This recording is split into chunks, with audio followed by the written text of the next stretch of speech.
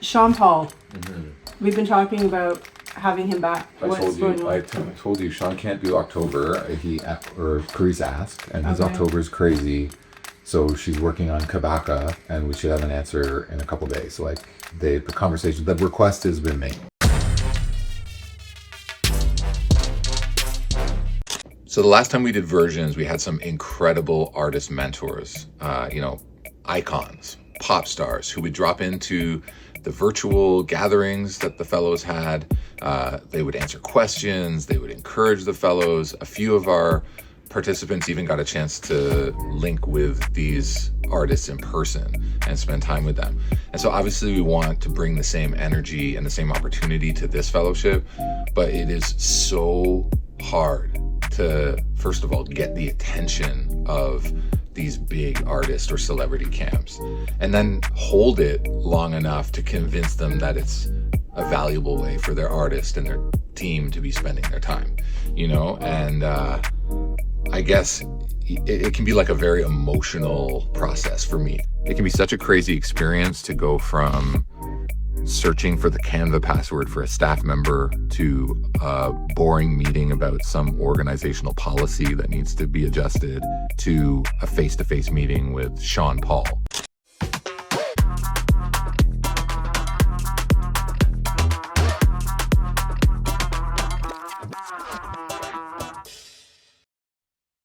I'm pretty nervous right now because I'm prepping to facilitate the first leadership workshop session that T and I designed for the fellowship. You haven't met T yet, but she's the coach for the fellows. She'll be doing one-on-one sessions with them throughout the fellowship, and her and I designed a 5-session program where we can discuss leadership as a group.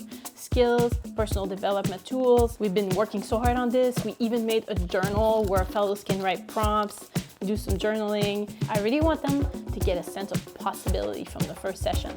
I want them to feel like their dreams are achievable and doable, and that they can become the person who's achieved those goals. I'm also working on the show you're watching right now, and that's definitely another source of stress for me. I guess it's a stressful week. I'm meeting with Mel D'Ari soon, and we're gonna discuss the theme for the season and how we're gonna tell the story of both the Virgins Fellowship and our team and how we're building it, and also the stories of the fellows who are taking part and their projects and what they're about. I really want it to be heartfelt and real, and I hope people tune in. And that's stressful work. On that note, I gotta go. I got work to do. So today, what I'm really working on is reaching out as many people. Oh my God. Hey Mar, so we have a few fellows who didn't join the sessions last week, which, it was a summit, they're mandatory, they know this, they have been informed of that. So I think we have to reach out to all of them and just reestablish what our expectations are and confirm their commitment to the fellowship in general. So in the last fellowship, we had to have so much back and forth with the fellows to kind of explain to them, this is what you signed up for, this is what you committed to, trying to keep people accountable. And it ended up taking so much bandwidth on behalf of our staff and just time investment. So this time around, I'm really trying to figure out okay, how can we make it super clear to these new fellows, what they have committed to, what they're accountable for, how can we help to keep them accountable, how can they keep themselves accountable. And it's a bit of a puzzle to figure out, and I gotta figure it out ASAP. I'm wondering, can you just send me the list of the people who weren't there, or even the ones who missed parts of the session? Yeah, definitely. I've exported it, and we have the numbers of how many minutes they attended and if they dropped out due to some technical difficulties. So I'll send you the link, and then once you have a look, we'll come up with a game plan of how to reach out to them and establish that. Okay. All right. Sounds great. Yeah. Awesome. Okay. Thank you, Mar. So I'm just coming back from a meeting with MP and Mel where we were discussing the ins and outs and logistics of the series you're watching right now.